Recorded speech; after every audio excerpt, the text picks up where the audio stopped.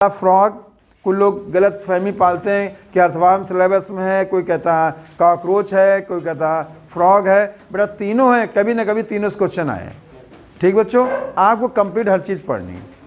तो फ्रॉग की बात चल रही बच्चों, फ्रॉग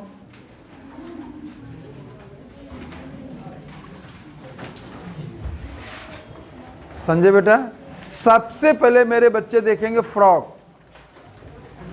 फ्रॉग की स्टडी को बैट्रैकोलॉजी कहते हैं। क्या कहते हैं बेटा?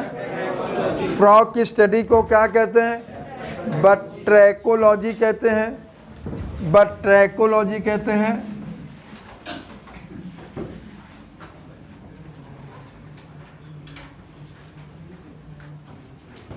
ठीक समझे बच्चों। अगली चीज बेटा मैं यहां पे दो बता रहा हूं। अगर मैं फ्रॉग की बात करता हूं तो मैंने सबसे पहले इसके फाइलम की बात की। किसकी बात की? फाइलम।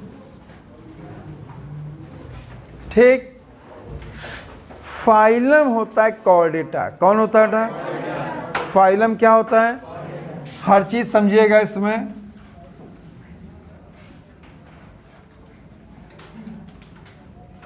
अब आपसे मेरा तुरंत क्वेश्चन है, कार्डेटा में क्यों रखा गया? बताओ, बोलो। बस ऐसे नहीं, ढंग सुनिए। इसमें एम्ब्रियोनिक स्टेज में नोटोकॉर्ड होती है, जो कि एडल्ट में वो वर्टिब्रल कॉलम के द्वारा रिप्लेस कर दी जाती है। सुना बेटा? किस स्टेज में? आप क्या एडल्ट में नोटोकॉर्ड नहीं होती है, एम्ब्रियोनिक स्टेज में होती है। ठीक है, चूंकि एम्ब्रियोनिक स्टेज में नोटोकॉर्ड पाई जाती है, एक बार एडल्ट में नोटोकॉर्ड रिप्लेस कर दी जाती वर्टिब्रल कॉलम से। उस वर्टिब्रल कॉलम में बेटा dorsal single hollow nerve cord पाई जाती है। डॉर्सल है, सिंगल है, हॉलो है, नर्व कॉर्ड पाई जाती है। इसीलिए हम इसको बेटा फाइलम कॉर्डेटा में रखते हैं। किस में रखते हैं? समझाए बच्चों? देखना, और भी मैं इसमें जोड़ूंगा बेटा। एम्ब्रियोनिक में एम्ब्रियोनिक स्टेज प्रेजेंट है नोटोकॉर्ड। पहला पॉइंट याद रखेंगे।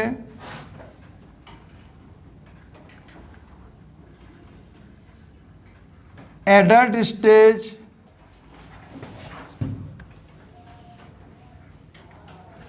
Notochord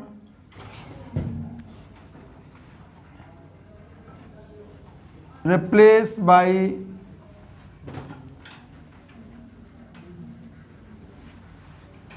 vertebral column। ठीक, इसीलिए बेटा ये रखा गया है वर्टिब्रेटा में। किसमें रखा गया? सब फाइलम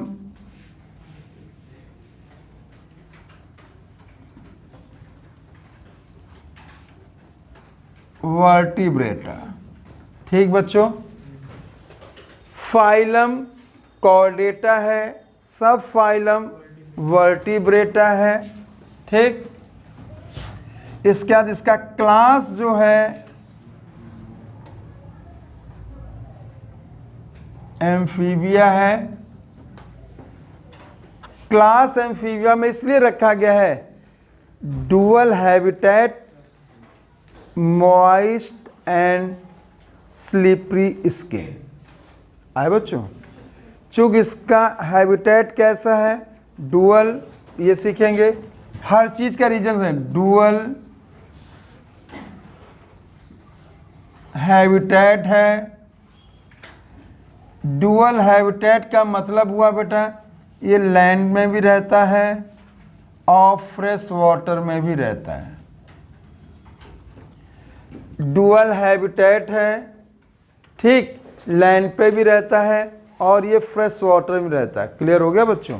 ठीक, दूसरा बेटा आप क्या रखना है, इसकी जो स्किन है मॉइस्ट एंड स्लीपर।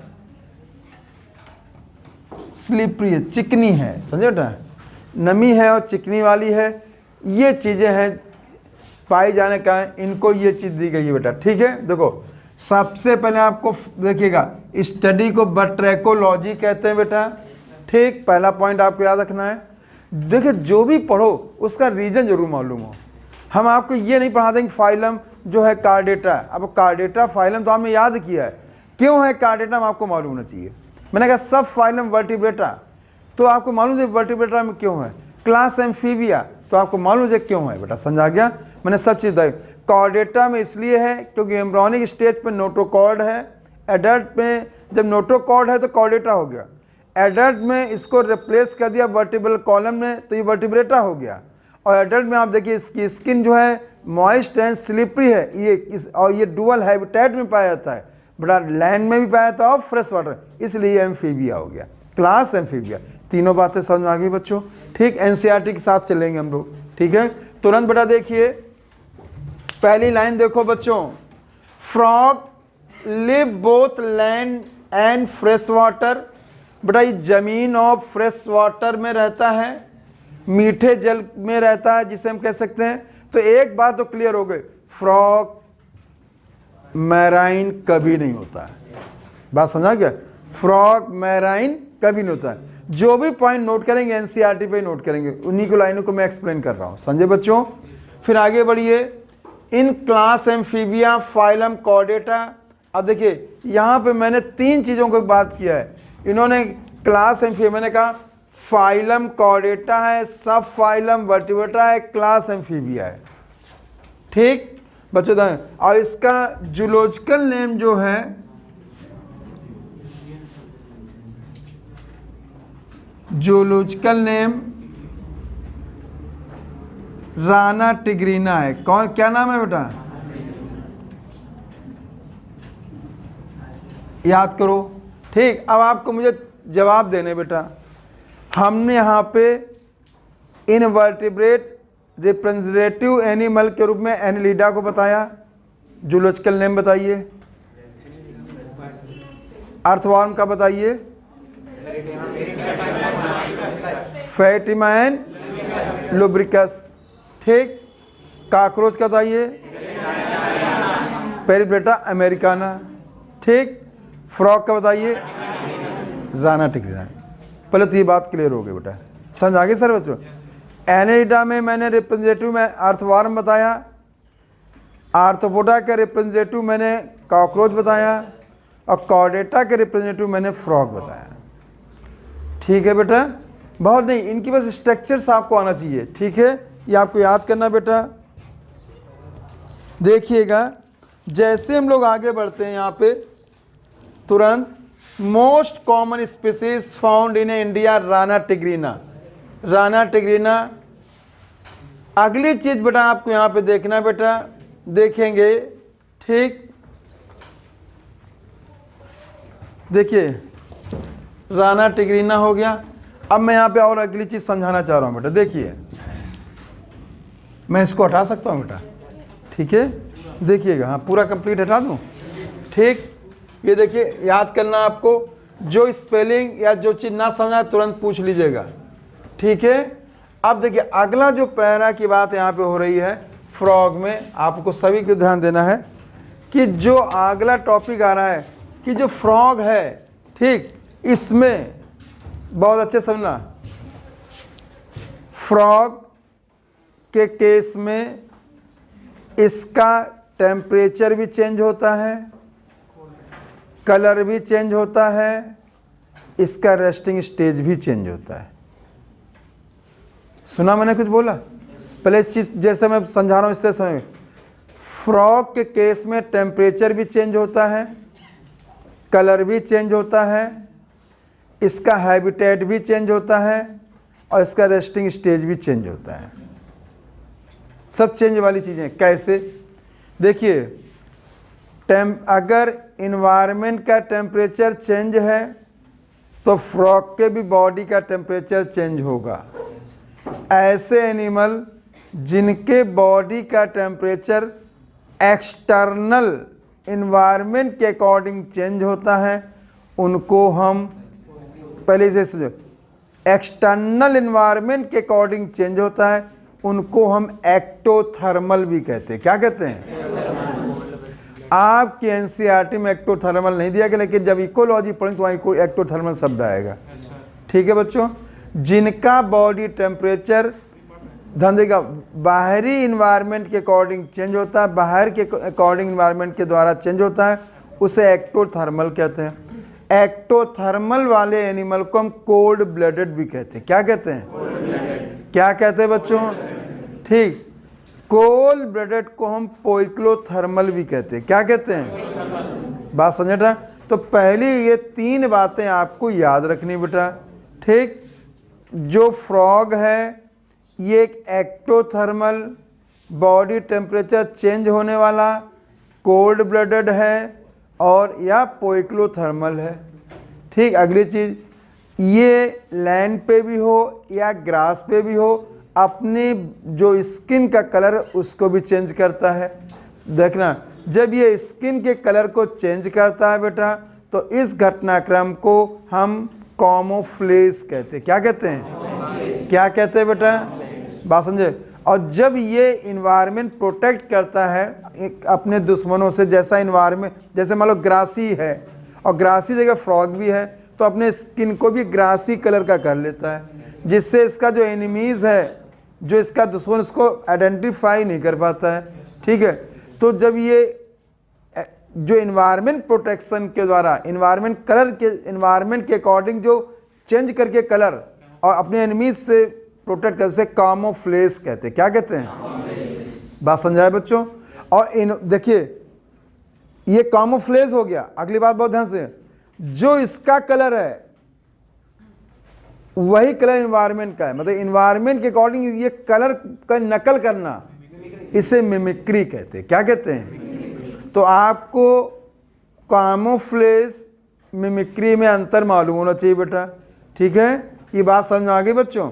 इसका जब रेस्टिंग स्टेज होती है तो ये बच्चों ध्यान देना कि जैसे बहुत गर्मी है या बहुत सर्दी है, उस समय रेस्टिंग स्टेज में जाता है, और रेस्टिंग स्टेज में मॉइस्ट या बर्रो बना के चला जाता है बेटा।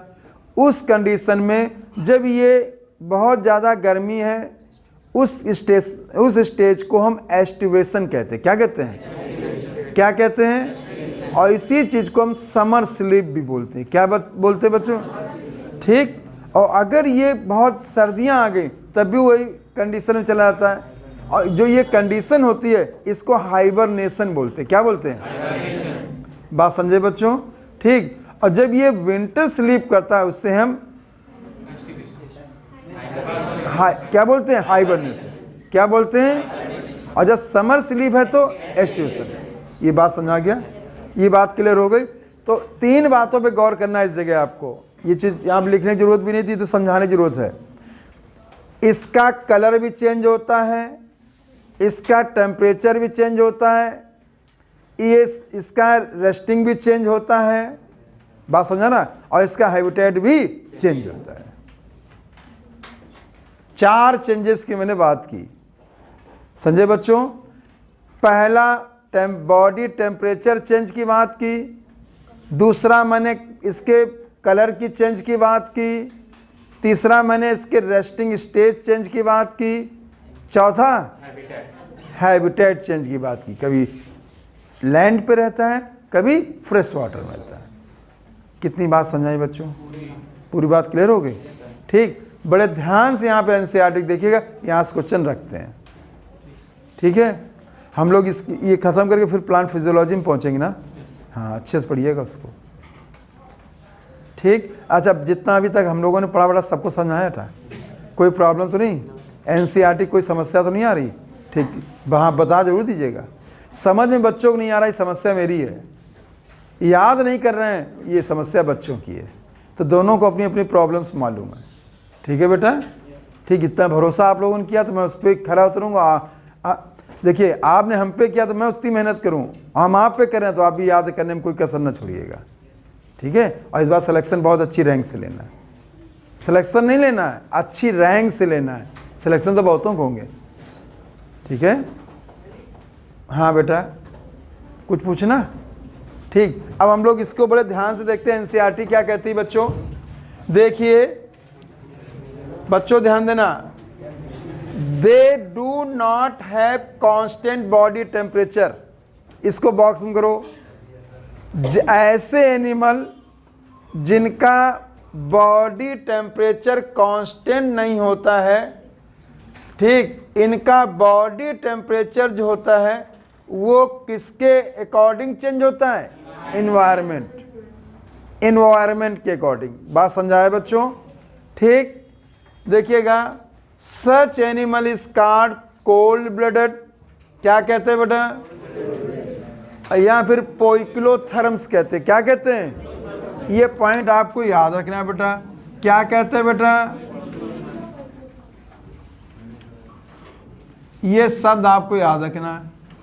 एक पॉइंट और एक्टोथर्मल भी याद करना है, एक्टोथर्मल।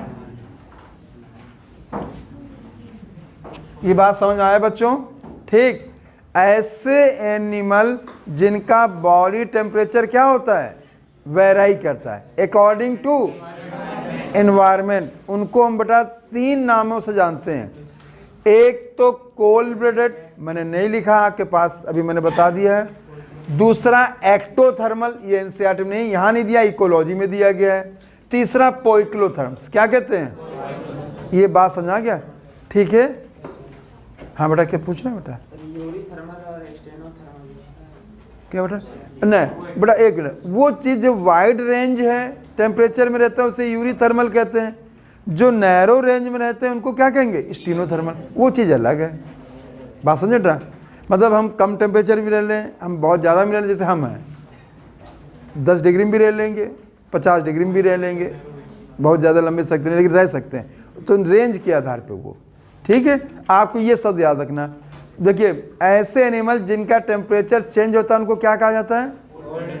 Cold blooded. पहला कोल्ड ब्लडेड, फिर वो change according to external environment, तो दूसरा क्या है? एक्टोथर्मल। और इन दोनों को मिला क्या कहेंगे? तीनों पॉइंट याद करो। ठीक है, ध्यान देना बच्चों। आगे बढ़िए बच्चों, देखिएगा, सच एनिमल हो गया। You might have also notice change in colour of frog while they are grasses or in dry land। बच्चों ध्यान देना, इनमें बेटा आपने ये भी ध्यान दिया होगा, चाहे ये ग्रासेस में रहें तो ये अपना कलर ग्रीन ग्रीन कर लेंगे, और अगर मैं कह दूं ये लैंड में रहेंगे तो वहाँ पे ग्रीन से थोड़ा कम डल टाइप का हो जाता है, तो इसके मतलब ये अपना कलर भी चेंज करते हैं।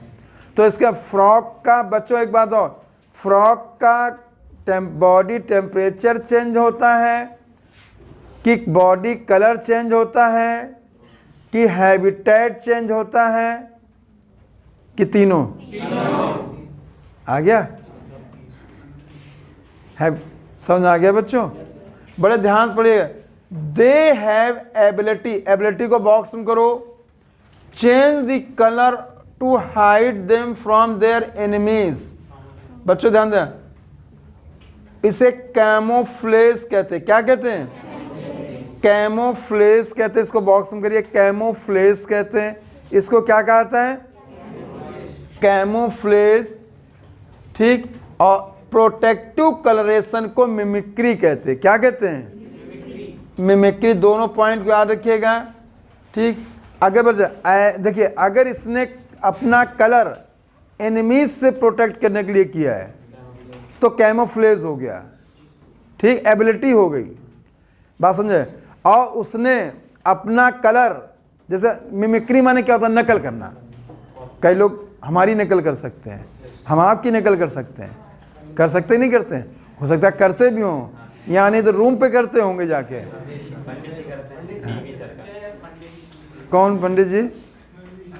अच्छा बेटा, डीपी सर कैसे करते बता दो बेटा, बता दो मेरे बेटा। नहीं बच्चों, मैं इस पे बुरा नहीं मानता हूँ। ये तो एक एक्स्ट्रा एक्टिविटीज़ है कि बच्चे नकल करते हैं। देखिए कोई बात नहीं, नकल करना कोई वो एक है, हम भी करते थे कभी कभी। ठीक है, आके बैठ जाते। तो उसके बाद कभी मान लो नकल करते करते टीचर ने जिसकी नकल कर उन्हीं ने पकड़ लिया, तो बहुत सेवा भी करते थे। ठीक है, खैर बच्चों, तो जो नकल करना है उसे मिमिक्री कहते हैं। अक्सर आप लोग हाथ से जो कभी सम्मेलन होता है उसमें कोई आता है, किसी एक एक्टर की आवाज़ निकाल देता है, किसी नेता की आवाज़, ये सब चीज़ मिमिक्री के अंतर्गत आती है। तो देखिए, इसने अपना कलर, मान लो फ्रॉग ने अपना कलर अपने एनवायरनमेंट जैसे ग्रास की तरह ग्रीन कर लिया, तो ग्रास की नकल की, ग्रीन ग्रीन, ये मिमिक्री हो गया। क्या हो गया बेटा? और उसने इस घटनाक्रम में प्रोटेक्ट किया किससे? अपने दुश्मनों से, एनिमीज से। उसे क्या कहोगे? कैमोफ्लेज। तो आपको कैमोफ्लेज और मिमिक्री में अंतर आना चाहिए। ठीक है? नहीं तो नहीं, वो किया इसीलिए गया है, बात समझ रहे? प्रोटेक्टिव कलरेशन किस लिए किया गया है? हाइट के लिए, इसलिए उन्होंने लिख दिया। आया बेटा? वैसे मिमिक्री माने क्या हुआ? फ्रॉग का ग्रीन कलर होना और एनवायरनमेंट की ग्रास का ग्रीन कलर होना, उसके अकॉर्डिंग इसे मिमिक्री हो गई। और उस घटनाक्रम में एनिमी से बच गया, हाइड कर गया, तो ये कैमोफ्लेज हो गया। समझ आया बच्चों? बड़ा क्वेश्चन बहुत आता है कैमोफ्लेज। आपने देखा होगा, आर्मी के लोग अक्सर देखा होगा, तो वो जो ग्रीन ग्रीन करके पहने रहते हैं। अब आप देखिए, आर्मी की ड्रेस तो जो ग्रीन है, और उसमें कभी कभी इस तरह भी होता है, ग्रास रास भी लगी रहती सब, अक्सर आप देखते हैं। हाँ, तो वो क्या है कि वो कैमो हाइड करते हैं एनवायरनमेंट के। और कुछ तो नकली आर्मी के लोग घुमा करते हैं, ग्रीन पहने, अक्सर आप देखते होंगे। वो कहाँ हाइड करते हैं? देखा होगा आपने। हाँ, अब कुछ तो ऐसे है कि पूछो नहीं, गुस्सा भी आता उन पर है। नकल करना चाहिए, ठीक है, लेकिन फालतू की नकल, आर्मी का नाम खराब करते हैं। नहीं, आर्मी की ड्रेस पहनना बहुत अच्छी बात है, लेकिन फालतू के लोग जो होते हैं, अब बताओ, आर्मी की ड्रेस पहने हुए और डिजाइनिंग बनाए हुए, तो गुस्सा नहीं आएगा? बोलो, देशभक्ति का जज्बा लिए नौटंकी करते घूम रहे। खैर, आइए बच्चों आगे देखेंगे। You may also know that frog are not seen during peak summer and winter. बच्चों देखिएगा, अब देखिए, पीक समर एंड विंटर। बच्चों एक बात बताते हैं, क्यों? देखिए, हमारी या एनिमल की एक जो एक्टिविटी होती है, उसके लिए एक ऑप्टिमम टेम्परेचर होता है। समझे बच्चों? उस ऑप्टिमम टेम्परेचर में उनकी एक्टिविटीज़, जो एंजाइम है, बहुत अच्छा वर्क करते हैं। और जब उनके एंजाइम बहुत अच्छा वर्क करेंगे तो उसकी मेटाबॉलिज्म भी बहुत अच्छी होगी। जब मेटाबॉलिज्म भी बहुत अच्छी होगी तो उसके फंक्शंस भी बहुत अच्छे होंगे। लेकिन जब टेम्परेचर एक चाहे बहुत ज़्यादा बढ़ जाए या बहुत कम हो जाए, तो उनके एंजाइम की एक्टिविटी में फ़र्क पड़ता है। और जब एंजाइम की एक्टिविटी में फ़र्क पड़ा, मान लीजिए टेम्परेचर बहुत ज़्यादा हो गया, तो एंजाइम की एक्टिविटी कम हो गई। तो एंजाइम की एक्टिविटी कम हो गई तो उस एनिमल की भी एक्टिविटी कम हो जाएगी। और जब एनिमल की एक्टिविटी कम हो जाएगी तो उसको हर चीज़ एनवायरनमेंट से करना, तो वहाँ सर्वाइव करना कठिन हो जाएगा। उसके लिए वो क्या करता है कि अपने को इन सब चीज़ें बचाने के लिए वो क्या करता है, बरों में चला जाता है। ठीक, अब देखिए, जब बरों में चला गया तो बरों में होगा, तो वहाँ पे जो फ्लैक्चुएशन और टेम्परेचर का असर बहुत कम हो जाता है, जिसके कारण वो अपनी ये तो बात सही है, उस समय उसकी मेटाबॉलिज्म बहुत कम हो जाती है, लेकिन अपने को सर्वाइव कर ले जाता है। बात समझे बच्चों? ठीक, इसी प्रकार से जब बहुत ज़्यादा लो टेम्परेचर हो गया तो फिर एंजाइम की एक्टिविटी कम हो जाएगी। तो उन चीज़ों से बचने के लिए वो रेस्टिंग स्टेज में जाता है। किस में जाता था? और इस रेस्टिंग स्टेज को दो नाम यहाँ पे दिए गए, एक हाइबरनेशन, जिसे बच्चों विंटर स्लीप के नाम से जानते हैं, दूसरा एस्टिवेशन, जिसको हम समर स्लीप जानते हैं। बहुत ध्यान सुनो यहाँ पे, ड्यूरिंग एस्टिवेशन एंड बोलो हाइबरनेशन, उस समय ये कोई इन्वायरमेंट से भोजन नहीं लेता है, उस समय ये केवल स्टोर्ड फूड का यूज करता है। और स्टोर्ड फूड में यूज करता फैट का। किसका करता है? भाई अंदर वो धंस गया है तो मुंह सब तो बंद है। एक बात याद रखना, स्टोर्ड फैट का यूज किया। दूसरी चीज बेटा, उस समय ये रेस्पिरेशन केवल स्किन से करता है। किससे करता है? Only skin. बात समझे बच्चों? दो बातें आपके यहाँ पे याद रखें। During hibernation is known as winter sleep, during aestivation is a summer sleep, stored food is a fat and respiration by skin mean cutaneous respiration, only cutaneous respiration। ये बात आपको ध्यान रखनी है बच्चों। ये बात समझा गया बेटा? ठीक, ये बहुत पूछा जाता है। तो रेस्ट, तो आपने देखा इसकी रेस्टिंग भी बदलती है, जैसे विंटर एंड समर। इसका कलर भी बदलता है, इसका बॉडी टेम्परेचर भी बदलता है, और इसका हैबिटेट भी बदलता है, लैंड एंड फ्रेश वाटर। बड़ा समझ आ गया बच्चों? ठीक, जनरल क्वेश्चन यही पूछ लेते हैं, लेकिन हम लोगों को रीजन भी मालूम होना चाहिए क्यों ये घटनाक्रम होता है। मैं उम्मीद करूं सबको समझ आ गया बेटा? ठीक है, अब बेटा आगे हम लोग बढ़ते हैं। इसमें हाइबरनेशन एस्टिवेशन हो गया, मॉर्फोलॉजी आती बच्चों। जैसे आप देखेंगे किसी फ्रॉग को आप टच करते हो, छूते हो, तो दो चीज़ें आपको नज़र आती हैं बेटा। फ्रॉग बहुत स्मूथ है और स्लिपरी है। स्मूथ माने क्या होता है? चिकना। स्लिपरी माने क्या होता है? फिसलने वाला। समझे बच्चों?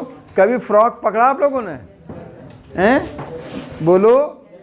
देखिए पहले हम लोगों के, जब हम लोग थे हाई स्कूल में, उससे फ्रॉग का डायसेक्शन होता था। ठीक है, वेंटर साइड से करते थे, क्योंकि डॉर्सल साइड पर वर्टिबल कॉलम तो उधर से ओपन नहीं कर सकते थे। तो कभी जिंदा फ्रॉग आते थे तो उनको हाथ में पकड़ा, और जैसे हम लोग पकड़े तो हैं, और जैसे हम लोग थोड़ा बहुत बातचीत या थोड़ा ध्यान इधर उधर गया तो स्लिप कर जाता था। तो जैसे छुआ तो बहुत चिकना चिकना लगता था। ठीक, और इसके बाद जैसे ही उसने बेटा हमारी पकड़ कम हुई तो स्लिप करके भाग जाता था। ठीक, तो ये जो स्मूथ एंड स्लिपरी है, इसकी स्किन में विशेष प्रकार की ग्लैंड पाई जाती है, उसको हम म्यूकस ग्लैंड कहते हैं। क्या कहते हैं? नोट कर लो, म्यूकस ग्लैंड। ये पॉइंट याद करिएगा। Smooth and slippery due to mucus gland, presence of mucus, presence of mucus, presence of mucus. ये बात समझ आ गई बेटा? फिर देखिएगा, skin is always maintain in moist condition. कैसे बेटा? मॉइस्ट कंडीशन मेंटेन होती है। ठीक, आप याद रखिएगा, बहुत ध्यान देना बच्चों। ठीक, दो बातें बहुत ध्यान देगा। जो फ्रॉग का कलर है डॉर्सल साइड का, जो डॉर्सल साइड का कलर होता है, ठीक है, डॉर्सल साइड का एनसीईआरटी फिगर देखिएगा। डॉर्सल साइड कलर ये ऑलिव ग्रीन है। कैसा है बेटा? ठीक, ऑलिव ग्रीन है। बात समझे बच्चों? और इसमें ध्यान देना, अभी एक पॉइंट, अभी कुछ पल बाद लिख रहा हूं। और जो वेंट्रल साइड है, एनसीईआरटी का सारा लीजिए, ये पेल येलो कलर का है, येलो कलर का है। दोनों बात ध्यान दिया? ठीक, इसकी जो डॉर्सल साइड का जो कलर है वो कैसा है? ऑलिव ग्रीन है। और वेंट्रल साइड का कैसा है? पेल येलो कलर का है। यहाँ पे मैंने एक चीज नहीं लिखा, यहाँ पे देखिएगा, जानबूझ के रोका था। जो ऑलिव ग्रीन है इसमें इर्रेगुलर स्पॉट है। देखो बच्चों, कैसे बेटा? इर्रेगुलर स्पॉट होते हैं इसमें बेटा। इसको बॉक्स में कर लेना। इर्रेगुलर स्पॉट होते हैं। और जो बच्चों ध्यान देना, जो वेंट्रल साइड है इसमें यूनिफॉर्म येलो कलर होता है। दोनों में अंतर देखिएगा। देखिए, इसमें आपको देखना है, इसमें आपको देखिएगा, बड़ा आज इनको ठीक कराएंगे, सारा ध्यान इधर ही लग रहता है। हाँ, इर्रेगुलर स्पॉट होता है। और जो पेल येलो कैसा है बेटा? यहाँ पे बेटा नहीं, पेल येलो कैसा? यूनिफॉर्म, दोनों में अंतर याद रखना है। यूनिफॉर्मली होता है,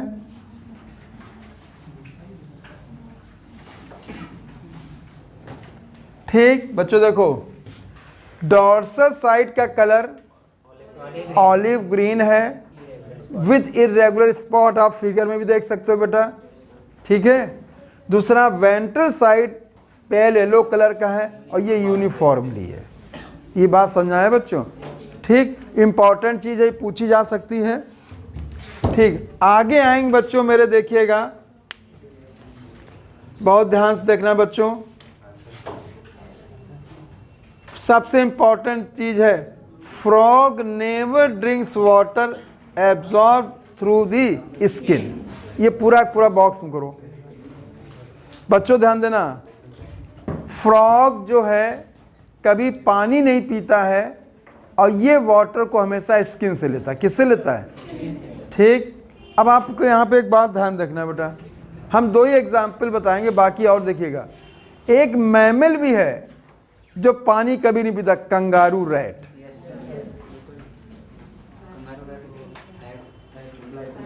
समझे बच्चों?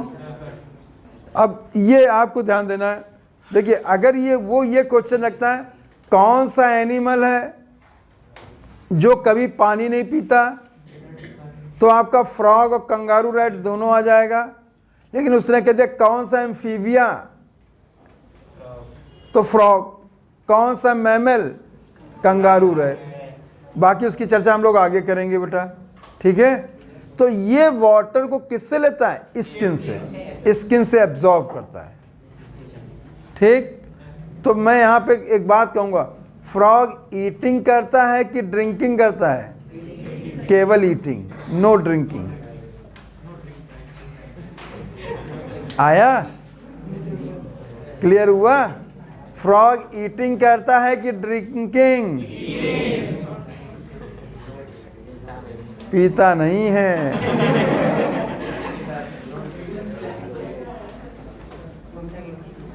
Clear?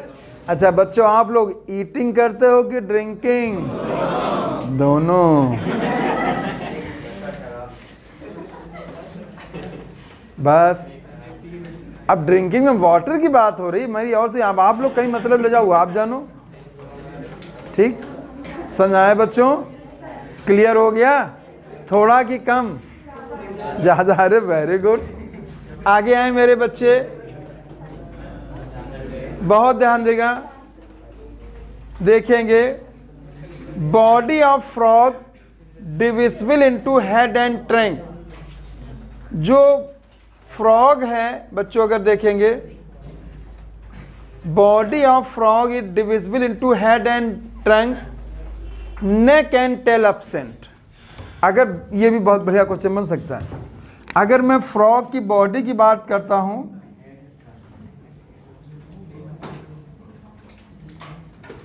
Body of frog,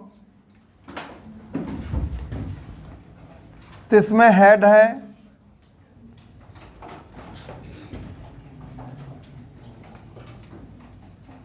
trunk है,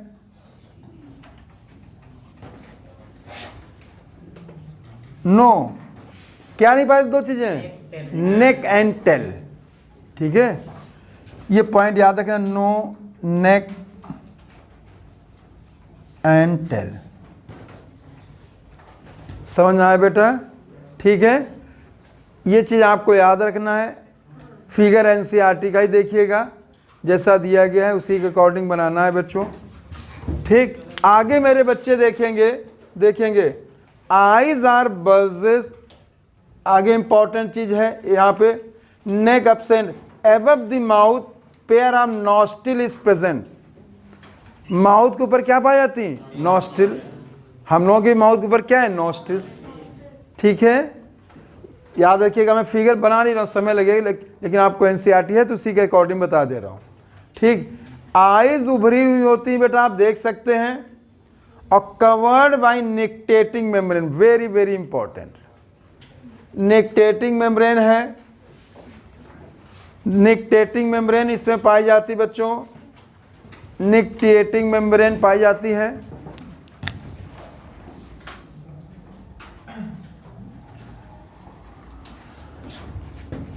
निक्टिएटिंग मेम्ब्रेन पाई जाती है।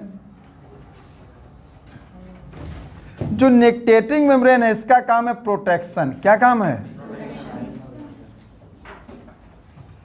ये प्रोटेक्शन कब करती है बेटा? जब ये पानी में होता है। ठीक है बच्चों, जब ये फ्रॉग एक्वाटिक मीडियम में रहता है उस समय जो है ये निक्टिएटिंग मेम्ब्रेन है जो उसके ऊपर आके कवर करती है, तो उसके फ्रिक्शन में उससे चीज़ें बचाती है। ये इंपॉर्टेंट है। तो निक्टिएटिंग मेम्ब्रेन का काम क्या होता है? प्रोटेक्शन। हम लोगों में निक्टिएटिंग मेम्ब्रेन वेस्टिजियल होती है। आपकी आंख में जो देखिए, अगर आप कॉर्नर नोज, ये देखिए पिंक पिंक कलर की नजर आती है, आप देखिए थोड़ी उभरी उभरी, ये वेस्टिजियल फॉर्म ऑफ निक्टिएटिंग मेम्ब्रेन। बात समझे बेटा? हम लोगों में निक्टिएटिंग मेम्ब्रेन कैसी है? वेस्टिजियल। अब आप बच्चों जवाब दो, फ्रॉग में निक्टिएटिंग मेम्ब्रेन प्रेजेंट कि एब्सेंट? क्यों? आंखें नहीं होती हैं उसमें, सॉरी अर्थवार्म, सॉरी अर्थवार्म में निक्टिएटिंग मेम्ब्रेन प्रेजेंट कि एब्सेंट? सॉरी बेटा, हम क्वेश्चन गलत बना गए। अर्थवार्म में निक्टिएटिंग मेम्ब्रेन प्रेजेंट कि एब्सेंट? क्यों नहीं? कॉकरोच में निक्टिएटिंग मेम्ब्रेन प्रेजेंट कि एब्सेंट? क्यों? कंपाउंड आई है। ठीक है, हम लोगों में निक्टिएटिंग मेम्ब्रेन प्रेजेंट कि एब्सेंट? वेस्टिजियल। कैसी है? नॉन फंक्शनल हो गई। ठीक है, और फ्रॉग में निक्टिएटिंग मेम्ब्रेन कैसी हो गई? बोलो। Present, protection. ठीक है, तो चारों एनिमल में आपको याद रखना, क्वेश्चन बनाने में कभी कभी मिस्टेक हो जाती है। देखिए तुरंत, अगर अर्थवॉर्म है no eyes, no nictitating membrane. Cockroach है, एक minute, vestigial simple eye, functional compound eye, no nictitating membrane. Frog है normal eye, present nictitating membrane. Human है normal eye, vestigial nictitating membrane. और जो वेस्टिजियल निक्टिएटिंग मेम्ब्रेन होता है उसको हम प्लिका सेमुलिनेरिस कहते हैं। क्या कहते हैं? क्या कहते हैं? प्लिका, बोलो। सेमुलिनेरिस। क्या नाम होता है? क्या नाम होता है? प्लिका सेमुलिनेरिस। आए बच्चों? तो हम वेस्टिजियल फॉर्म ऑफ निक्टिएटिंग मेम्ब्रेन हम आपको आई में बताएंगे, तब नोट करा देंगे। समझे बेटा? ठीक है, ये आपको याद रखना बेटा। ठीक, तो देखिए तुरंत बेटा, माउथ हो गया, माउथ के ऊपर नॉस्ट्रिल्स हो गए, उसके ऊपर अगर ऊपर क्यों देखा है तो उभरे हुए बल्जेस जो आई हो गई, आई में निक्टिएटिंग मेम्ब्रेन हो गई। निक्टिएटिंग मेम्ब्रेन ने प्रोटेक्शन का काम किया, किससे? वाटर से। ठीक, इसके अलावा अगर आप देखें साइड में मेम्ब्रेनस ईयर होते हैं जिनको हम टेम्पेनम कहते हैं। क्या कहते हैं? बहुत ध्यान देना बच्चों, देखिएगा, either side I A membranes tympanum, इसको मार्क करो। कॉक, बच्चों ध्यान देना, तीनों की बात कर रहा हूं। अर्थवॉर्म में नो ईयर, कुछ याद करो, सेंसरी मैंने बताया था, और वहां पे अर्थवॉर्म में तीनों कंपेयर करके बोला करिए।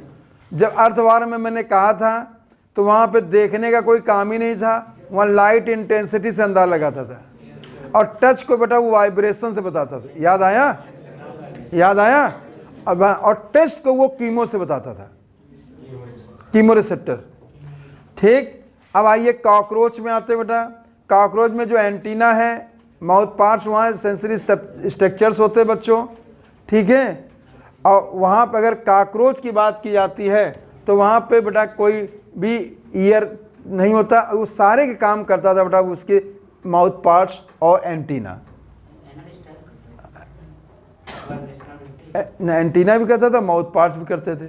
ठीक, और इसके अलावा एनल स्टाइल भी कर देता है, बल्कि एनल सरसाई और ज़्यादा, क्योंकि दोनों में करता है। अगर आप एनल स्टाइल कहेंगे तो फिर फीमेल में कौन करेगा? समझे बच्चों? ठीक, अब आप फ्रॉग में आए। देखिए, इसलिए कुछ जब आप पढ़ें तो तीनों के कंपेयर पढ़िए, क्योंकि क्वेश्चन तो तीनों के कंपेयर उठा के बना सकता वो। अब जब आप फ्रॉग केस में आए तो यहाँ पे जो ईयर है वो मेम्ब्रेनस है, उसे हम टिम्पैनम कहते हैं। क्या कहते हैं? ठीक है। और ये आई के बगल में अगर आप देखें नीचे देखिए गोल गोल स्ट्रक्चर बना, एनसीईआरटी ने लिखा नहीं है, देखिएगा।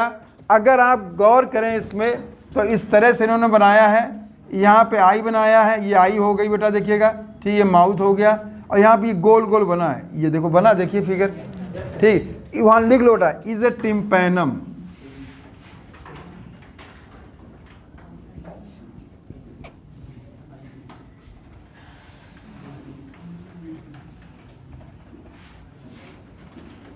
टिम्पैनम हो गया, क्लियर हो गया, ठीक है।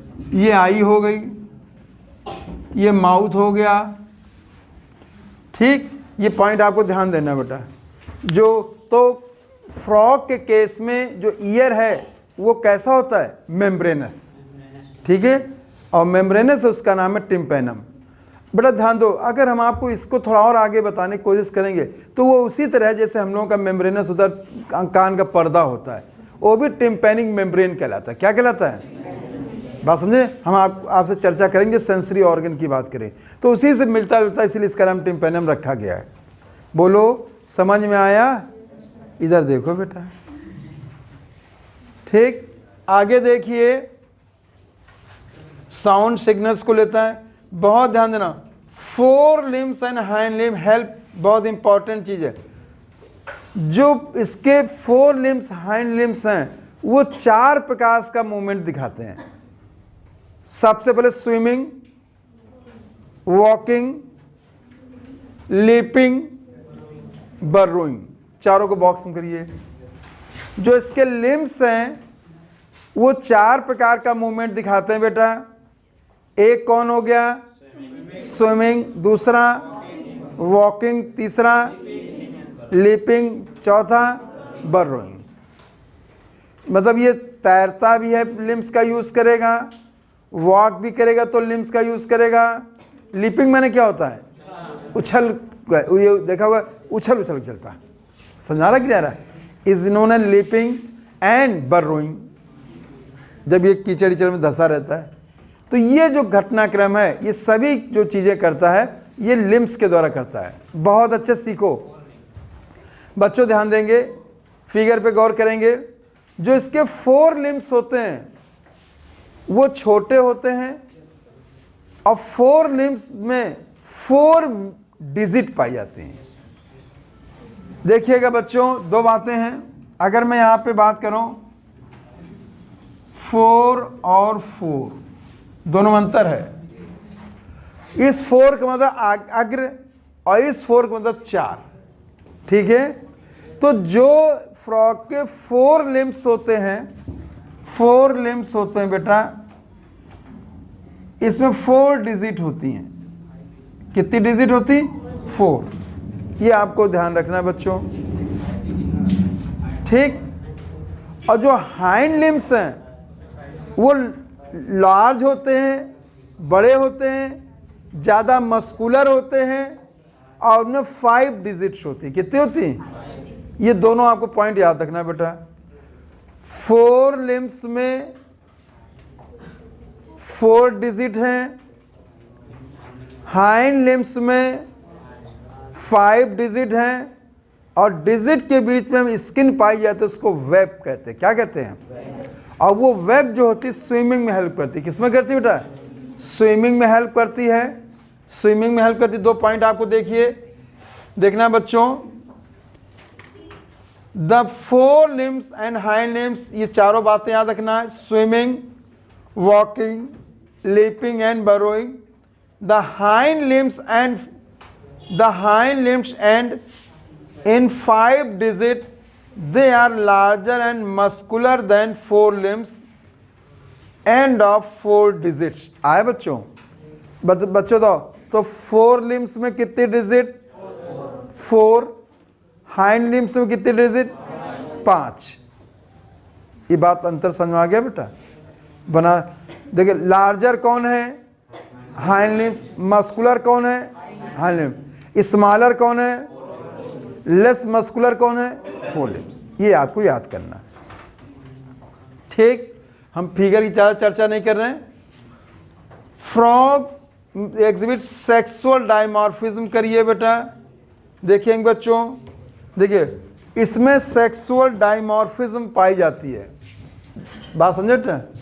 सेक्सुअल डायमॉर्फिज्म का मतलब होता है एक्सटर्नल अपीयरेंस के बेस पे मेल और फीमेल को डिस्टिंग्विश करने की घटना को हम सेक्सुअल डायमॉर्फिज्म कहते हैं। अगर हम एक्सटर्नल अपीयरेंस के बेस पे ये कहते हैं मेल है, मैं कहता हूँ फीमेल है, तो उसको हम कहते हैं सेक्सुअल डायमॉर्फिज्म। ठीक, मेल में वोकल सेक्स पाए जाते हैं, ठीक है, जो ब्रीडिंग सीजन में आवाज़ क्रिएट करता है और जिससे फीमेल को अट्रैक्ट करता है। इनके अलावा इसके 4 लिम्स की फर्स्ट डिजिट पे एक विशेष प्रकार की पैड पाई जाती है जिसको हम कॉपुलेटरी पैड कहते हैं। क्या कहते हैं? जो इसके बेटा कॉपुलेशन या रिप्रोडक्शन में हेल्प करती है। बेटा समझ आ गया? तो वोकल सैक को बॉक्स में कर लीजिए। Vocal sac and copulatory pads are character of males. ठीक है बच्चों, अब आपको यहाँ पे एक चीज़, ये पूरा मॉर्फोलॉजी समझ में आ गई सबको? ठीक, अभी मैं रिकॉल करा रहा हूँ। अब आप बताइए, हमने यहाँ पे 3 एनिमल आपसे चर्चा किए हैं, 3 एनिमल चर्चा किए हैं बेटा। 3 एनिमल में मैंने अर्थवॉर्म की चर्चा की है, कॉकरोच की चर्चा किया है, फ्रॉग की चर्चा चल रही है। अब आप पहला जवाब दीजिए, इन 3 एनिमल्स में से किसमें सेक्सुअल डायमॉर्फिज्म पाई जाएगी? और कॉकरोच में नहीं होगी? फ्रॉग एंड कॉकरोच में सेक्सुअल डायमॉर्फिज्म पाई जाएगी। इसलिए मैंने क्वेश्चन पूछा, किसमें नहीं पाई जाएगी?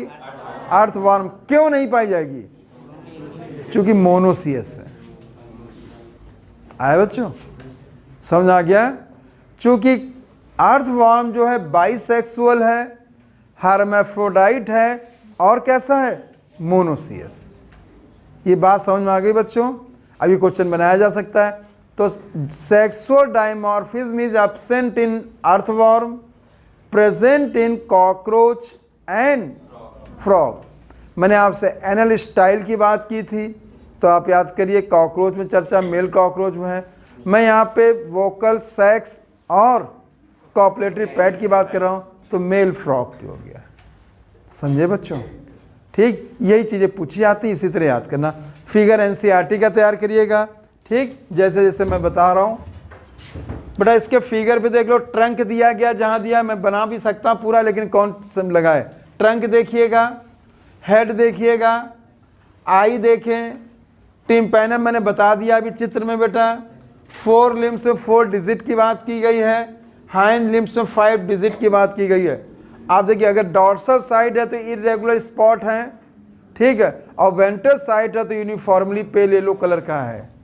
ये बात समझ आ गया बेटा? ठीक, अब आइए एनाटॉमी। तुरंत बच्चों ध्यान दो, एनाटॉमी की बात चलती है। देखिएगा, जब मैं एनाटॉमी की बेटा बात कर रहा हूँ, तो फ्रॉग में अगर मैं, आप एनाटॉमी पहले बताइए क्या होता है बेटा? हाँ, देखिए, इंटरनल स्ट्रक्चर्स की स्टडी को हम एनाटॉमी करते हैं, कहते हैं थ्रू कटिंग। बात समझे बच्चों? अब अगर हम बच्चों देखिए, इन्होंने कहा है कि जब हम फ्रॉग की एनाटॉमी करते हैं तो उसकी बॉडी केविटी नजर आती है। तुरंत उस बॉडी केविटी का नाम क्या है? सीलोम। तो नोट करिए, सीलोम। बॉडी केविटी का क्या नाम है? सीलोम। मान लो जहाँ बॉडी केविटी लिखा है वहाँ आप सीलोम लिखेंगे। जहाँ बॉडी केविटी लिखा है बेटा, बॉडी केविटी लिखा है, उसको हम सीलोम कहेंगे। ठीक, सीलोम इसलिए कहेंगे क्योंकि इसकी केविटी के चारों तरफ जो मेसोडर्मल जो लाइनिंग होती है उसे पेरिटोनियम कहते हैं। क्या कहते हैं? और इसी को हम लोग सीलोमिक इपिथेलियम के नाम से भी जानते हैं। किसके नाम जानते हैं? ठीक, बहुत ज़्यादा उस पर मैं चर्चा नहीं करना, आपको बता चुका हूँ मैं। ठीक है, अब देखिए, जैसे बॉडी केविटी ओपन किया बेटा, तुरंत देखिएगा इसे एक लंबी सी नज़र आती है, उसे एलिमेंट्री कैनाल कहते हैं। क्या कहते हैं? जब एलिमेंट्री कैनाल की बात करेंगे बच्चों, ध्यान देना, ठीक, उसके साथ डाइजेस्टिव ग्लैंड्स की बात की जाएगी। तो उसको हम डाइजेस्टिव सिस्टम कहेंगे। क्या कहेंगे? तो देखिए बॉडी कैविटी में जैसे सबसे पहले डाइजेस्टिव सिस्टम लिखा है बच्चों, देखो ठीक। जब डाइजेशन हो गया तो उसके लिए जब डाइजेस्टेड न्यूट्रिएंट्स हैं वो पूरी बॉडी में सर्कुलेट होने चाहिए, तो तुरंत देखो सर्कुलेटरी सिस्टम आ गया। क्या आ गया बेटा? देखिए बच्चों, तो सबसे पहले डाइजेस्टिव सिस्टम दिया है, उसके बाद क्या दिया है? सर्कुलेटरी। सर्कुलेटरी में जब वो पहुंचेगा तो उससे एनर्जी ली जाएगी, और एनर्जी लेने की उसका ऑक्सीडेशन होगा, तो तुरंत देखिए रेस्पिरेटरी आ गया। कौन आ गया बेटा? रेस्पिरेटरी। रेस्पिरेटरी। फिर देखिए इन्होंने वैसे दे दिया है, फिर देखिए इन सबको कंट्रोल करने के लिए फिर आना चाहिए नर्वस सिस्टम। कौन है बेटा? नर्वस सिस्टम है। अब देखिए जब डाइजेशन की प्रक्रिया हो गई, मेटाबॉलिज्म हो चुका, तो इससे कोई वेस्टेज बनते हैं, और वेस्टेज में बेटा नाइट्रोजनस अदर भी हो सकते हैं, तो उसको हम कहेंगे बेटा एक्सक्रेटरी सिस्टम। क्या कहेंगे? Excretory system. एक्सक्रेटरी सिस्टम बच्चों इसको देख लीजिएगा तुरंत। देखिए तो पहला कौन है बेटा? डाइजेस्टिव। सीक्वेंस देखिएगा बेटा, डाइजेस्टिव है, सर्कुलेटरी है, रेस्पिरेटरी है, नर्वस है, एक्सक्रेटरी है, और फिर कौन है बेटा? Reproductive system. और बच्चों ध्यान देना, इनके अलावा मैं यहाँ पे भी कहूँगा, इनको सबको कंट्रोल करने की एक स्लो प्रोसेस होती है, उसे एंडोक्राइन सिस्टम भी कहते हैं। क्या कहते हैं? ये भी आपको आना चाहिए। कौन हो सकता है? एंडो। नोट करो बा, एंडोक्राइन सिस्टम नोट करिए। मान लो कहीं पूछ दे तो क्या करेंगे? Endocrine system. क्या होगा बेटा? Endocrine system. Endocrine system. समझ आए मेरे बच्चों? अब आपको देखिएगा फिर से सुने, हमने फ्रॉग की बॉडी को ओपन किया वेंट्रल साइड से, तो उसको मुझे तरह तरह के सिस्टम नजर आए। पहला बेटा देखिए डाइजेस्टिव सिस्टम है, डाइजेशन हो गया तो उसको सर्कुलेट करने वाला सर्कुलेटरी सिस्टम है, सर्कुलेटरी सिस्टम उसके जो न्यूट्रिएंट्स गए तो उनका ब्रेक करने वाला तो देखिए रेस्पिरेटरी सिस्टम है। इन वैसे यहाँ पे इसके बाद एक्सक्रेटरी होना चाहिए, लेकिन चलो कोई बात नहीं। फिर देखिए इन सबको कंट्रोल करने वाला नर्वस सिस्टम है। इसके बाद देखिए जो वेस्टेज बने तो एक्सक्रेटरी सिस्टम है, ठीक है। इसके बाद इनको स्लो कंट्रोल करने वाला मैंने नोट करा दिया एंडोक्राइन सिस्टम है। और देखिए जब ये सारे सिस्टम अच्छे चल रहे हैं तो अगली पीढ़ी को उत्पन्न करने के लिए बेटा इसमें रिप्रोडक्टिव सिस्टम भी है। कितना समझाएं मेरे बच्चों? पूरा क्लियर हो रहा है? ठीक है। इसके मतलब फ्रॉग में ऑर्गन सिस्टम का ऑर्गेनाइजेशन होता है। कैसा बेटा? आप लोगों ने पढ़ा होगा एनिमल किंगडम की जब बात हुई थी तो आप ध्यान देंगे एनिमल किंगडम में जो ऑर्गेनाइजेशन था वो 4 टाइप्स का था। याद है? पहला सेलुलर ग्रेड, दूसरा टिश्यू ग्रेड, तीसरा ऑर्गन ग्रेड, चौथा ऑर्गन सिस्टम। इसका की पॉइंट सीख लो बच्चों, मजाक नहीं कर रहा हूं। अगर देखिए सेल एग्रीगेट है और इंटरसेलुलर मैट्रिक्स नहीं है तो सेलुलर ग्रेड है, और जैसे इंटरसेलुलर मैट्रिक्स आ गया टिश्यू ग्रेड हो गया, और जैसे कनेक्टिव टिश्यू आया तो ऑर्गन है ना, ऑर्गन सिस्टम आ गया। ये अपने दिमाग में बैठा ली बात को। समझाया बच्चों? सीधे रटिए नहीं, ठीक। अब बेटा देखेंगे जैसे यहां पे आएंगे, सबसे पहले हम डाइजेस्टिव सिस्टम लिया बेटा, बहुत देखेंगे डाइजेस्टिव सिस्टम। फ्रॉग के केस में अगर हम डाइजेस्टिव सिस्टम की बात करते हैं, फिगर आप एनसीईआरटी तैयार करोगे, ठीक है। डाइजेस्टिव सिस्टम,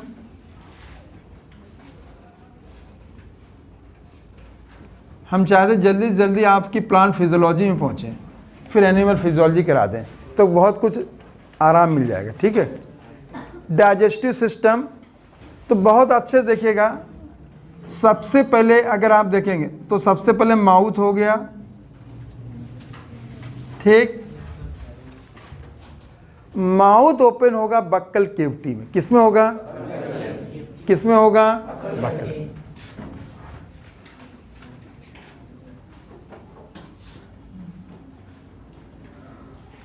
बक्कल केविटी में होगा।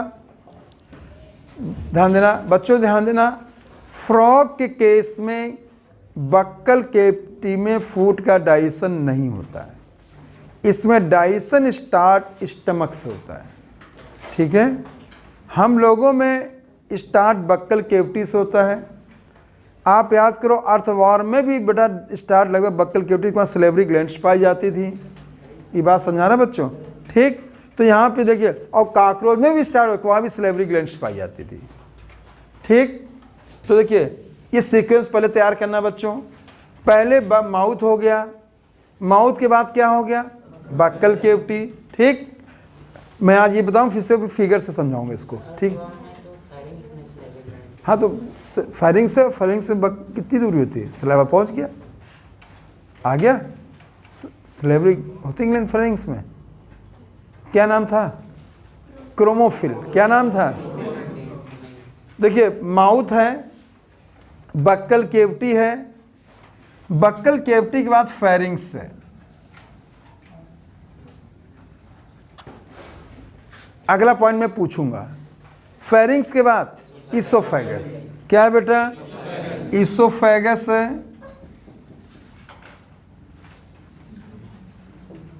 जवाब दो बेटा।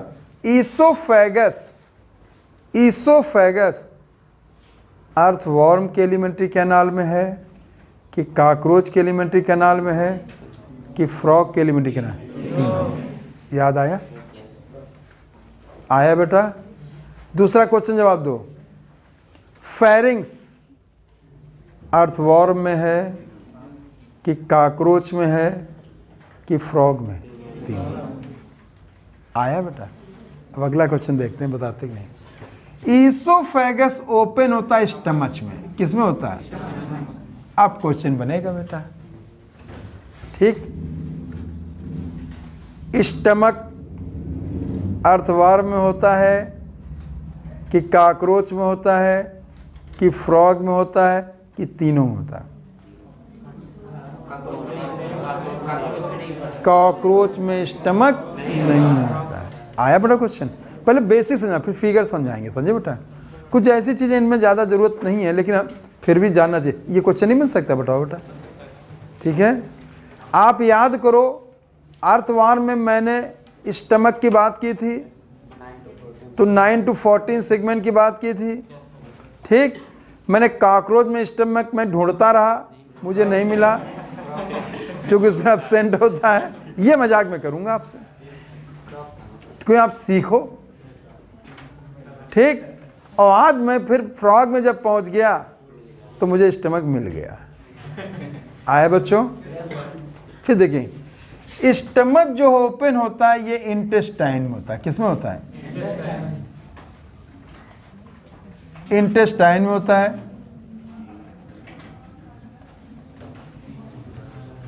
ठीक, इंटेस्टाइन में होता है बच्चों।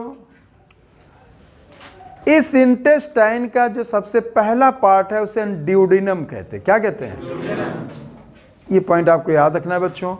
ड्यूडेनम है,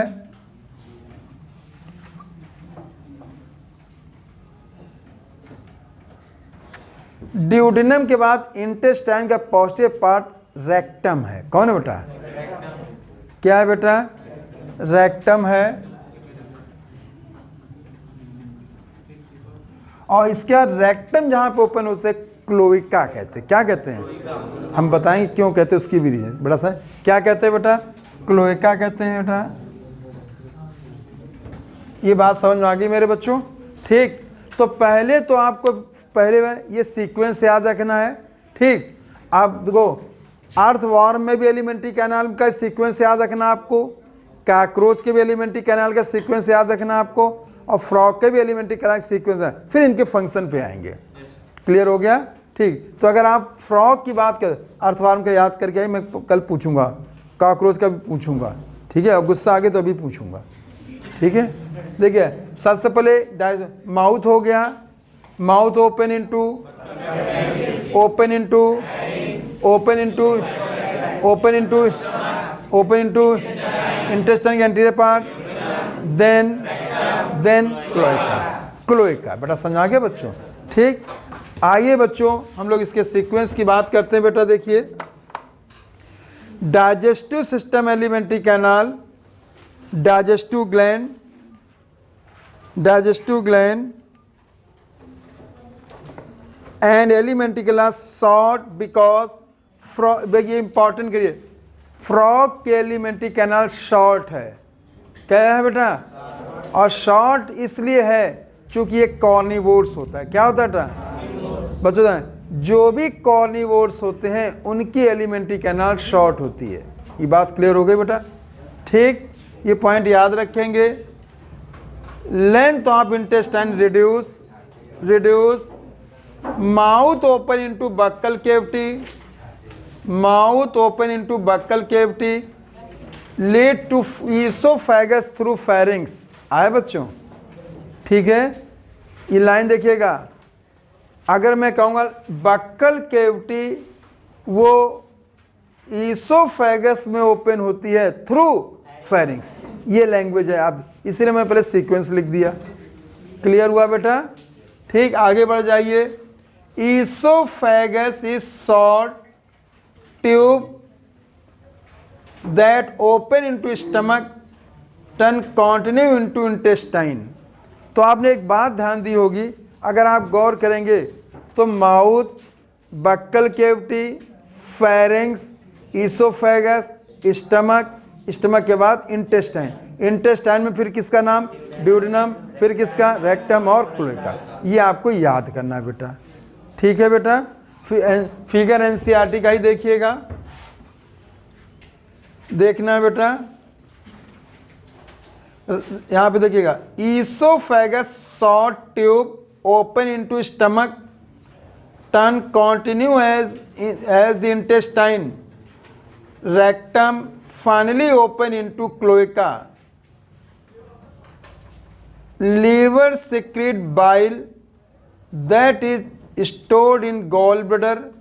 ये इंपॉर्टेंट चीज़ें हैं, देखिएगा। लीवर, अगर मैं यहाँ पे बात करता हूँ, लीवर क्या सिक्रेट करता है? बाइल। बच्चों देखिएगा, बाइल मैं यहाँ पे कहूँगा, इसमें मैंने यहाँ लिख दिया ऐसे। देखिए, मैं थ्योरी से क्लियर कर दूँ। लीवर, लीवर से गॉल ब्लैडर, गॉल ब्लैडर से इंटेस्ट। एक मिनट यहाँ पे ले आ रहा हूँ, यहाँ पे लिखे दे रहा हूँ, देखिएगा।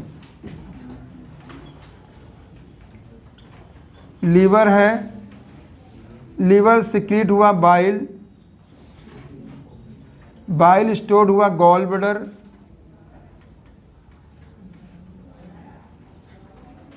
और गॉल ब्लैडर से ड्यूडेनम। ठीक बच्चों, देखिएगा।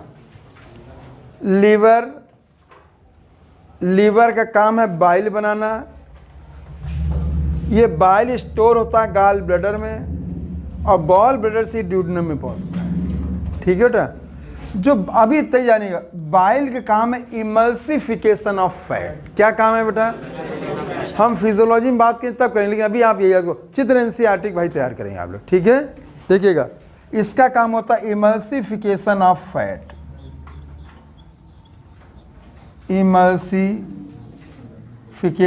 Of fat. ये बात समझ में आ गई बच्चों? ठीक, बड़ा फिर सुनेंगे। लीवर, बच्चों ये भी याद रखना, लीवर लार्जेस्ट ग्लैंड है। लीवर कैसी ग्लैंड है? लार्जेस्ट ग्लैंड है। इसके अंदर अभी आपको इतना जानना है, बाइल का सिक्रीशन होता है। बाइल वहाँ से रिलीज होके बेटा स्टोर होता है गॉल ब्लैडर में। किस में होता है? और गॉल ब्लैडर से फिर रिलीज होके पहुँचता है ड्यूडेनम में। कहाँ पहुँचता है? और duodenum is the part of intestine. Duodenum किसका पार्ट है? और बाइल का काम है इमल्सिफिकेशन ऑफ फैट। क्या काम है? फैट, बस बाकी ना रही। और चित्र बेटा एनसीईआरटी देख लो बेटा। ठीक है, चित्र बनाने की जरूरत है क्या बेटा? हैं, हमसे बहुत अच्छा चित्र दिया बेटा, इसमें आप देख सकते हो। फिर देखिए, pancreas, pancreas digestive gland pancreatic juice बनाती है जिसमें डाइजेस्टिव एंजाइम होते हैं।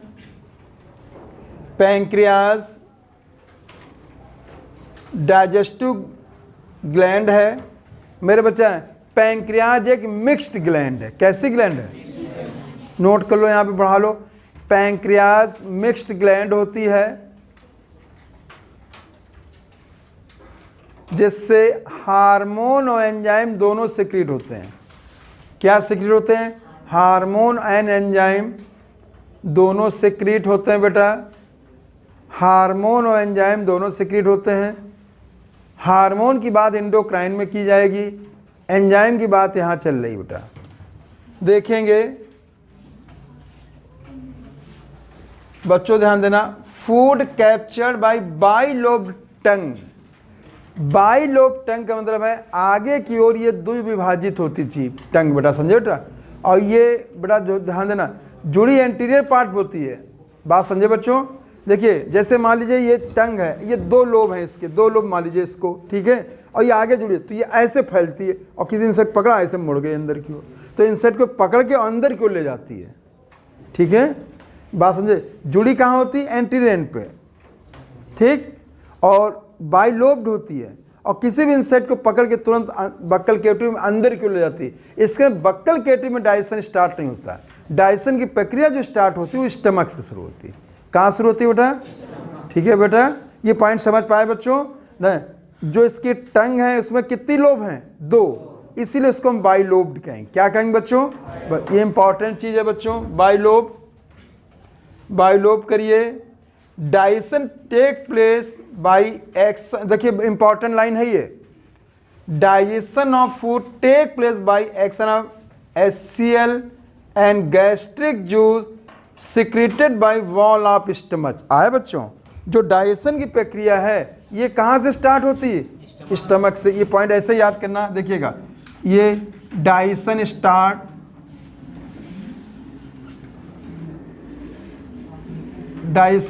है, ठीक, और डाइजेशन स्टार्ट बेटा ये क्या करता है बेटा, इसमें HCl प्लस डाइजेस्टिव एंजाइम्स,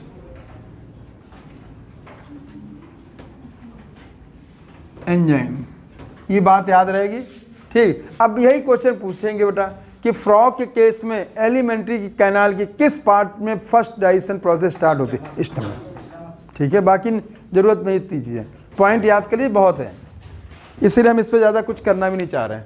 आगे आएंगे बच्चों, partially digested food called chyme, उसे क्या कहते हैं बेटा? काइम कहते हैं। Pass from stomach to first part of intestine, उसको बेटा ड्यूडेनम कहते हैं। क्या कहते हैं बेटा? ड्यूडेनम। ड्यूडेनम बेटा इंपॉर्टेंट, मैंने आपको बताया बेटा, फर्स्ट पार्ट ऑफ इंटेस्टाइन को क्या कहते हैं? ड्यूडेनम। मुख्य रूप से यहीं पे डाइजेशन होता है, क्योंकि यहाँ पे बेटा पैंक्रियाटिक डक्ट भी ओपन होती है और यहाँ पे बेटा बाइल डक्ट भी ओपन होती है। क्लियर हुआ? ठीक, और वो दोनों कॉमन होती है, उसे हिपैटो पैंक्रियाटिक डक्ट के नाम से जानेंगे आप। देखना बच्चों, duodenum receive bile from gall bladder, mark करेंगे इसको, duodenum receive bile from gall bladder and pancreatic juice from pancreas through common bile duct. आया बच्चों? Common bile duct, common bile duct, बच्चों ध्यान देना, ठीक है। अब देखिए, तो इसके मतलब बच्चों देखिएगा, यहाँ पे लीवर से बाइल आ गया ड्यूडेनम में, और यहाँ पे मैंने अभी लिख लिया ये हो गया पैंक्रियास। पैंक्रियास से बेटा पैंक्रियाटिक जूस आया,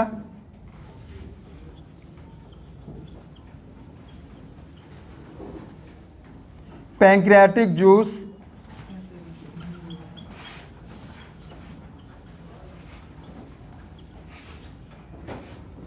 ये जो पैंक्रियाटिक जूस है बच्चों, देखिए ये यहाँ पे देखना, ये डाइजेस्ट करेगा, पैंक्रियाटिक जो डाइजेस्ट करेगा कार्बोहाइड्रेट और प्रोटीन को।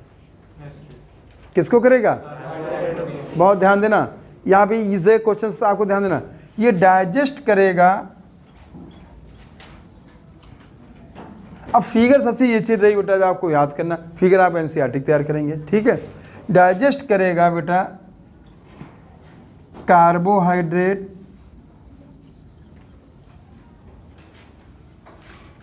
Plus protein.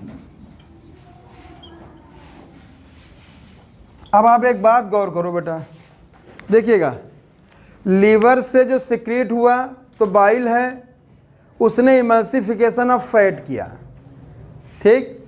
पैंक्रियास से जो सिक्रीट हुआ तो पैंक्रियाटिक जूस है, उसने डाइजेस्ट किया कार्बोहाइड्रेट और प्रोटीन को। तो तीनों काम समझ में आया। एक ने काम किया इमल्सिफिकेशन ऑफ फैट, दूसरे ने काम किया digestion of carbohydrate and protein. इसको देखिए बेटा, इंपॉर्टेंट चीज है, बाकी नहीं पढ़ना इसमें। देखिए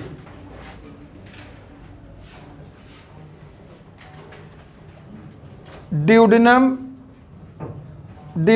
बच्चों देखेंगे, receive bile from gall bladder and pancreatic juice from pancreas through common bile duct. मैंने अभी आपसे चर्चा किया है, bile emulsified fat, pancreatic juice digest carbohydrate and protein. ये चीज इंपॉर्टेंट है। जो लीवर का सिक्रीशन है वो इमल्सिफिकेशन ऑफ फैट करता है, और जो पैंक्रियास का सिक्रीशन है वो digestion of carbohydrate and protein करता है। ये क्वेश्चन पूछा जा सकता है। ठीक है बेटा, एक बात बाकी ना पड़ेगा, इसके सीक्वेंस याद करना, कहाँ डाइजेशन स्टार्ट होता है, कौन एंजाइम का क्या काम है, एक ग्लैंड के एंजाइम का क्या काम है, बस बाकी ना पड़िएगा। ठीक, देखेंगे final digestion take place in intestine. आया, फाइनल डाइजेशन कहाँ होता है, इंटेस्टाइन। अब बच्चों में अगर मैं आपसे यहाँ क्वेश्चन करूं, बच्चों देखिए, initial digestion in stomach, final digestion in intestine, बताओ बात सही है? इनिशियल डाइजेशन कहाँ हुआ, स्टमक, फाइनल डाइजेशन, याद करो इसको। समझ आ गया बच्चों? Initial digestion, final digestion intestine. Digested food absorb by numerous finger like projection होते हैं बेटा, जिनको विलाई और माइक्रोविलाई कहते हैं, विलाई और माइक्रोविलाई कहते हैं। याद रखना बच्चों, मैंने आपसे चर्चा किया है, फिंगर लाइक प्रोजेक्शन जो होते हैं विलाई कहते हैं। क्या कहते हैं? ठीक है, और ये किसी भी सरफेस की क्या बढ़ाते हैं, सरफेस एरिया। और जब सरफेस एरिया बढ़ेगी तो अगर सिक्रीशन करने वाला है तो सिक्रेटेड प्रोडक्ट बढ़ेगा, एब्जॉर्प्शन करने वाला तो एब्जॉर्प्शन ज़्यादा होगा, इसलिए होता है। तो इस सिक्रीशन को भी बढ़ाते हैं और एब्जॉर्प्शन को भी बढ़ाते हैं। ठीक बच्चों देखिएगा, the undigested solid waste move into the rectum, और रेक्टम के द्वारा भी पास आउट किसके होता है, क्लोएका के द्वारा। किसके पास द्वारा पास हो, क्लोएका के द्वारा। आज इतने रखें बेटा, बेटा समझ में आया सारे बच्चों? ठीक है, फिगर आप एनसीईआरटी तैयार करना है बेटा, चूंकि इसके चक्कर इसलिए बड़े बहुत समय लगता। ठीक है, और आप देखिएगा मैंने लगभग चीज़ें आपको क्लियर कर दी हैं। ठीक बच्चों, आज बड़े से ऑफ कर देना।